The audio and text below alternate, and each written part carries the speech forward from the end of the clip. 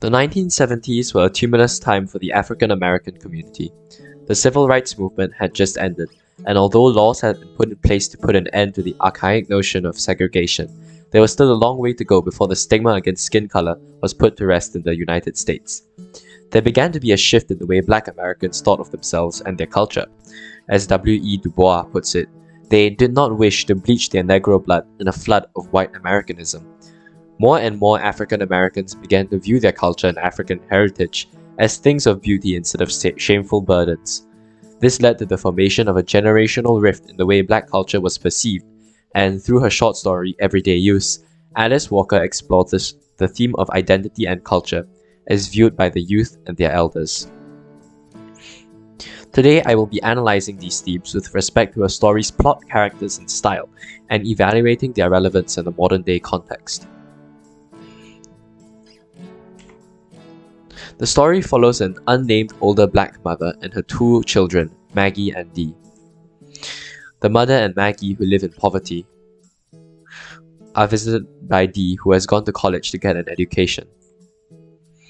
Dee returns to her mother, a hog farmer, and Maggie, who was scarred in a terrible fire that burned their house down when they were young, and is now engaged to John Thomas. Dee brings her boyfriend to the house and greets Maggie and her mother in the traditional Muslim fashion, with words that neither Maggie nor her mother understand.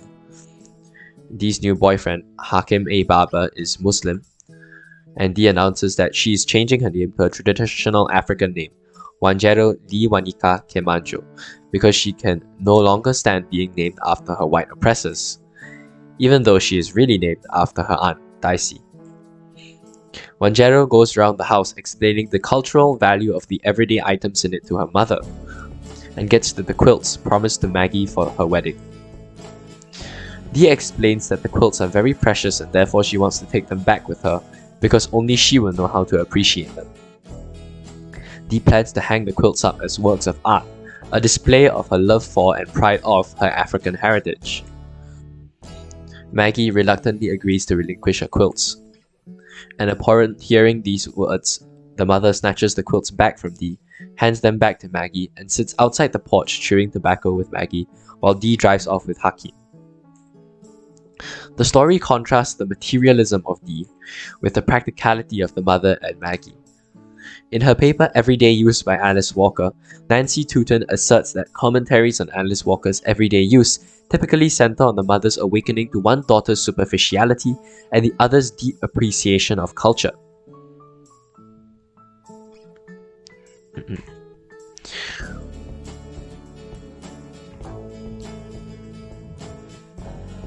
In the words of Gail Sengage in his paper Everyday Use, Maggie, who puts priceless items to everyday use, is truer to her heritage and her culture than the pretentious Dee. In fact, this is Walker's way of denouncing the frivolities of the Black Power movement, which encouraged many young African Americans to learn about their cultural ancestry, grow their hair into afros, dress in traditional African clothing, and reject their given names, or as Malcolm X called them, their slave names. In the portrayal of the ignorant youth and its a Muslim couple, Walker also made another jibe at the significant political phenomenon at that time, the Nation of Islam, which espoused the idea of the home as the center of community life, with a male-led family and a helpful, supportive wife and mother. Walker herself was an advocate for women's rights at that time and was part of the Black feminism movement that had begun gaining traction. She sought to give Black women a voice in the patriarchic Black and racist white American communities. In fact, as Gail Sengage puts it, by the mid-1970s, many Black women, including Walker, articulated a distinctly African American form of feminism that heralded the efforts of one's immediate matriarchal ancestors. Thus, by portraying Dee as the unfilial daughter, she is simultaneously painting Dee as a traitor to Black culture and feminism. Therefore, just as the feminist Black mother ultimately hands the quilts to the victimized and silent Maggie, Walker gives the silent, oppressed Black community her voice, a resounding cry that they are closer to the true heritage of African Americans than those who seek to treat it like a relic. Through her characters and their interactions with one another, Walker is able to portray the incredibly complex shift of the perception of Black culture and the Black feminine identity in the 1970s. Mother is Walker's embodiment of the rural black culture, and her conflict with her ideal self and who her culture and life has molded her to be is evident in the opening paragraphs of the short story. She imagines herself as a guest on a reality TV show, 100 pounds lighter, her skin like an uncooked barley pancake. She wants to have a quick and witty tongue, and be sharp enough to impress the show's host. But Walker contrasts this with the crushing reality of the mother being a large, big-boned woman who is incredibly masculine and cannot look a white person in the eye for fear of violent retaliation. This was, and in some parts of the US unfortunately still is, a pertinent issue and certainly a cause for concern. Through the dreams of the mother, therefore, Walker highlights the extent of racial prejudice still prevalent at that time. It was enough to make a grown woman strong enough to kill a hog, fear looking a white man in the eyes. The mother is not educated. Her school closed down when she was in 2nd grade, and she never asked why. Despite the numerous setbacks that the mother has faced, she is portrayed as a strong, independent, and admirable single mother who works hard for her daughter's future, collecting money from a church to send Dee to school, and it is implied arranges a marriage for her disabled daughter. Thus, Walker portrays the mother as the pinnacle of black feminist accomplishment at that time, a respectable matriarchal figure whose achievements are certainly worthy of praise. In a mother's yearning to be white, the color of an uncooked barley pancake, just so she can provide more opportunities and more prestige for her daughters in a racist society, Walker highlights the struggles that the African American community faced. The mother is faced with Du Bois' double consciousness of being a hardworking American and being treated as inferior to her white, prettier female counterparts. Through the character of the mother, Walker highlights the unfairness and the systemic discrimination present in both the patriarchal black community and the racist American society. Walker thus heralds the efforts of women like the mother, who work hard every day for a better future, and expresses frustration at how society considers them inadequate through the mother's dream of her appearance on Johnny Carson's show. Walker thus tells us to appreciate and admire the efforts of such strong-willed, determined women who are accomplished in their own right, and fosters distaste for the system that forces them to live in rundown houses of tin and shingles. Maggie is portrayed as a shy girl who is intimidated by her sister's presence. Walker may have modeled Maggie after herself, as they were both scarred by childhood accidents, Maggie by a fire and Walker by a BB gun to the eye, which forced them to become reclusive individuals.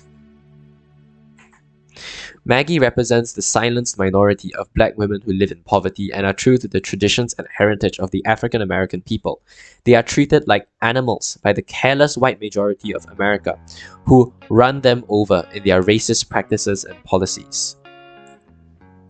This is evidenced in Maggie's ability to quilt, a skill passed down from her grandmothers and part of her culture and identity. Her willingness to sacrifice everything to her sister is a reflection of how the African American community used to surrender everything to the white people in America without question, as the mother puts it, and treat it as an inescapable fact of daily life. As Walker says, this was the way she knew God to work. Her behavior is the turning point of the story, as the mother snatches the quilts from the loudmouth Dee and gives them to Maggie, who has been suffering in silence since she was young. Maggie represents the heritage and culture of the black community.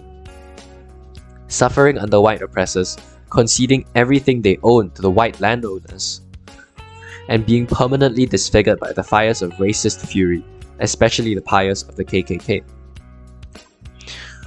Walker was very vocal about her hatred for the regimes of the Klan, and the pointed portrayal of their influence on American society as burns on the bodies of black people is a powerful metaphor indeed. Maggie also symbolizes the act of living one's culture. In contrast with Dee, who has escaped the hardships of the black community at that time and has married into wealth, Maggie is still a victim of the dark side of black culture. In Maggie's use of the precious quilts as everyday items and Maggie's ultimate victory over Dee as the one deserving of the African American inheritance and culture, Walker depicts the depressing picture of the reality that black people face. while the richer and more fortunate escape the troubles of the working class and busy their minds with flights of cultural fancy. The majority of blacks are still struggling to make their ends meet in a system that has never helped them. They cannot afford to appreciate their heritage and put priceless items to everyday use, because everyday use is all they can afford to worry about. This problem is evident even today, as the African American community have topped the homelessness charts for 10 years running. The situation is so bad that American social scientists have even coined their own, rather apt term for it: inherited poverty. Dee and Hakim are portrayed as wishful youths who lack the awareness to observe the reality of the world around them. Firstly, Hakim is shown to deviate from the black culture of collard greens and pork because he is Muslim and cannot eat like a black person according to the standards of the time. The significance of this metaphor has obviously lost its impact over the years. However, Dee rejects her culture and heritage in a much more hypocritical fashion. She changes her name to reflect her traditional African roots, but she has never been to Africa. She was born and raised in the poverty of a black American family, and now shuns the family name because she assumes that it is a symbol of oppression. Dee once again denies her culture in the way she wants to use the butter churn and Grandma Dee's quilts. She plans to appreciate them as objects of artistic value instead of using them for their intended purpose. Dee represents the thoughts of the Black Power movement, treating her culture like an artifact that is meant to be admired from a distance, while ignoring the reality of how that culture continues to leave the majority of black families in the houses with no windows. In taking the quilts away from Dee, Walker denounces the ideals of the youth and the Black Power movement, and asserts that culture must be lived and not studied to gain a false sense of appreciation. She asserts that appreciating black culture does not start with admiring priceless relics, without understanding that they are well-worn items of everyday use by the black community to eke out a living in a hostile society, with people that poison their cows and fires that consume their homes. Walker portrays the actions taken by the youth in their idealistic desire to return to one's African roots as hypocritical to their purpose. Through Dee's excitement at ordinary household objects and her rude, ungrateful treatment of her mother, Walker suggests that people who appreciate benches that are falling apart and treat butter churns as works of art are fools who cannot appreciate instead the effort of the African Americans who work tirelessly for a better future. In the end, Dee tells her mother and Maggie that it is a new day for the black community and they are living like they are stuck in the past. This is Walker's nail in the coffin of the Black Power ideology of appreciating one's culture like it is the past, when the reality of being poor and oppressed stares the black community in the face. Thus, through her characters, Walker highlights the absurdity of the new ideas about appreciating culture that were spreading at that time. It would be like asking the poor folk to freeze to death in their windowless tin houses, surrounded by a gallery of priceless quilts. The beautiful quilts become redundant and meaningless when hung up on display, instead of serving their intended purpose of keeping people warm at night. In this manner, Walker is able to offer a searing critique of the tendency of the people who are calling for these ideas to attribute false idealistic meanings and value to items of everyday use. Walker's use of metaphors lend a depth to her short story that most readers will be unaware of, and connect to the tragic black experience that most African Americans faced in that day and age. The fire that burns down the old house is actually a reflection of the hate crimes against black people in those days. Take, for example, the 1921 Tulsa Race Massacre that destroyed almost 1,250 homes and killed more than 100 residents. This genocide was fueled by jealousy for black prosperity and perpetuated by members of the KKK, who were notorious for their crimes of arson against people of color. This is why the mother in the story asks fewer questions than folks do now, because she still fears the racist ghosts of the past, rearing their ugly heads in her society. Dee rejects this.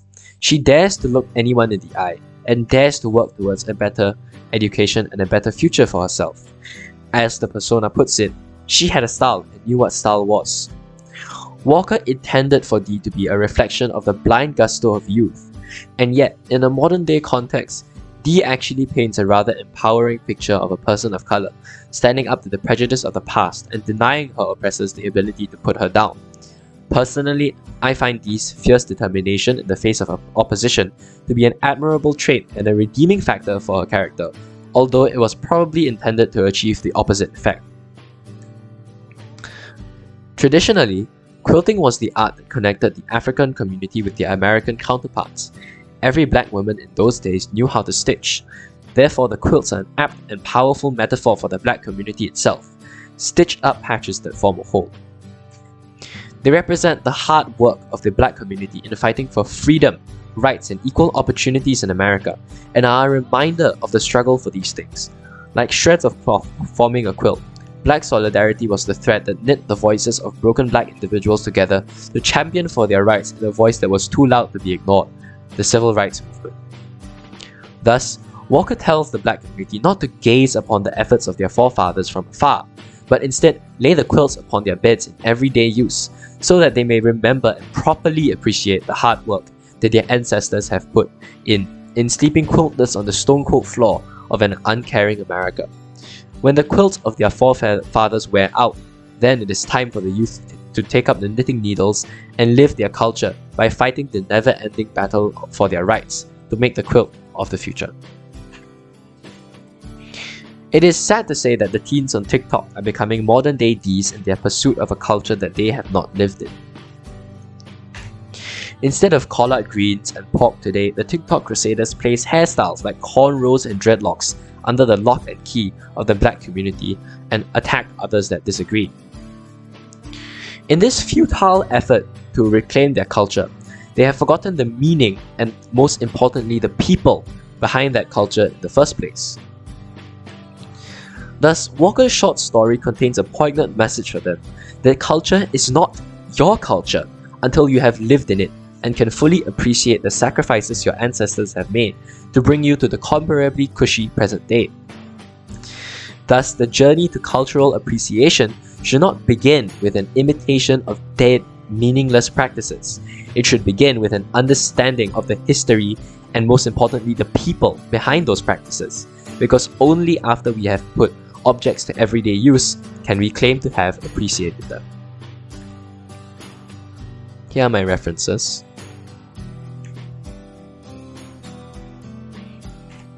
Thank you.